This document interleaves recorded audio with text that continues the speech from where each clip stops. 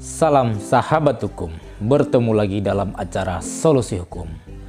Pembahasan kali ini adalah bagaimana perlindungan hukum bagi pemilik HP ketika diperiksa secara paksa oleh oknum kepolisian di jalan raya. Apa langkah hukumnya? Untuk itu, tonton terus pembahasan ini sampai habis agar terhindar dari gagal paham. Sahabat hukum, penggeledahan merupakan salah satu bentuk upaya paksa yang dapat dilakukan oleh penyidik, termasuk penyidik kepolisian, sebagaimana disebutkan di dalam pasal 32 KUHP. Sahabat hukum, penggeledahan ini hanya dilakukan dalam dua kondisi, yakni tertangkap tangan dan atau izin dari ketua pengadilan negeri yang berwenang.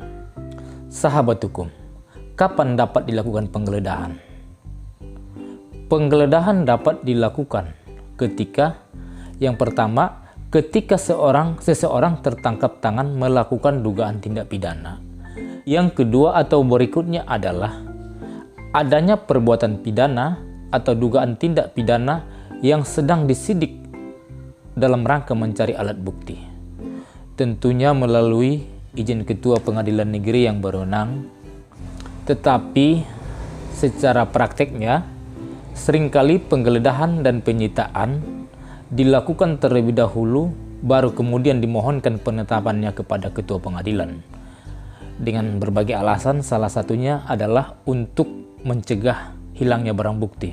Sahabat hukum, oleh karena tindakan oknum polisi memeriksa HP secara paksa tersebut di jalan raya bukanlah bagian daripada tertangkap tangan atau bukan juga bagian daripada proses penyidikan, maka perbuatan tersebut adalah perbuatan menyimpang daripada KUHP.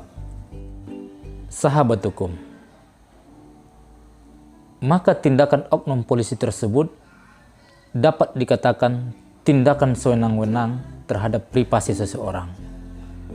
Perbuatan tersebut selain menyimpang daripada KUHP, diduga mengandung unsur tindak pidana. Sahabat hukum, kita kembali kepada topik, apa langkah hukum yang dilakukan ketika terjadi pemeriksaan HP secara paksa di jalan raya?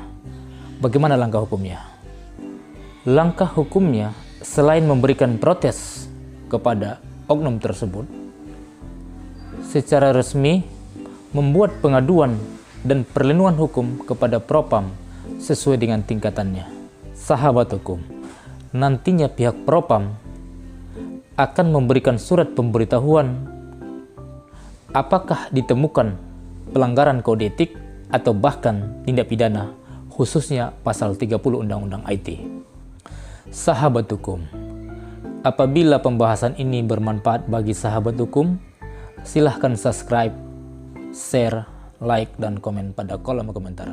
Salam sahabat hukum.